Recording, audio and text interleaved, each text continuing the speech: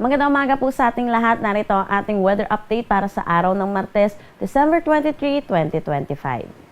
Wala pa rin naman tayong minomonitor na anumang bagyo or low pressure area sa loob at labas ng ating Philippine Area of Responsibility. Sa ngayon, bahagyang humina itong northeast monsoon natin or yung amihan at umiiral dito sa may northern at central Luzon. Dahil na rin sa paghina neto, ay wala tayong umiiral na shear line or nakakaapekto sa anumang parte ng ating bansa. Sa ngayon, meron din tayong easterlies or yung mainit at malinsangan na hangin na nanggagaling sa dagat Pasipiko na umiiral naman dito sa nalalabing bahagi ng bansa natin. Para sa magiging panahon natin ngayong araw dito sa Luzon, inaasahan natin makakaranas ng maulap na papawirin na may mga pag-ulan dito sa may Cagayan, Isabela at Aurora. Dulot naman ng easterlies, mataas din ang tsansa ng mga kalat-kalat na pag-ulan dito sa Quezon pati na rin dito sa may Bicol region. Para naman dito sa may Ilocos Region, Cordillera Administrative Region, nalalabing bahagi ng Cagayan Valley, pati na rin ng Central Luzon, makakaranas naman sila ng maaliwalas na panahon, pero asahan din natin yung mga isolated na pag-ambon.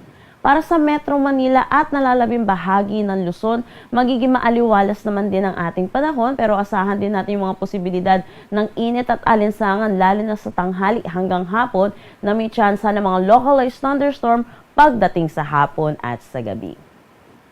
Agwat ng temperatura para sa Metro Manila, 23 to 30 degrees Celsius, Lawag 25 to 29 degrees Celsius, Tuguegarao 22 to 27 degrees Celsius, Baguio 16 to 22 degrees Celsius, for Tagaytay 21 to 28 degrees Celsius at Legazpi 24 to 30 degrees Celsius.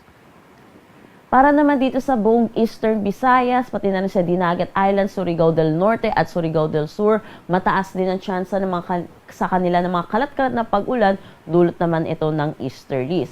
Para naman dito sa may Palawan, nalalabing bahagi ng Visayas at Mindanao, magiging maaliwalas din ang kanilang panahon, pero yun po, asahan din natin yung init at alinsangan lalo na sa tanghali hanggang hapon na may mataas na tsansa ng mga localized thunderstorm pagdating sa hapon at sa gabi.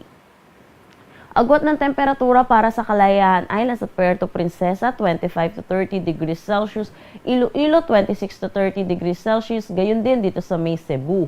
Sa may Tacloban naman, 25 to 30 degrees Celsius, Cagayan de Oro 25 to 31 degrees Celsius, Davao 25 to 33 degrees Celsius, at Zamboanga 24 to 33 degrees Celsius. Meron tayong nakataas na gale warning dito sa may Batanes, northern coast ng Cagayan kasama na ang Babuyan Islands at Ilocos Norte. Pinapaalalahanan po natin mga kababayan po natin mangingisda at may mga sasakyan maliit pandagat, delikado po muna pumalaot dito.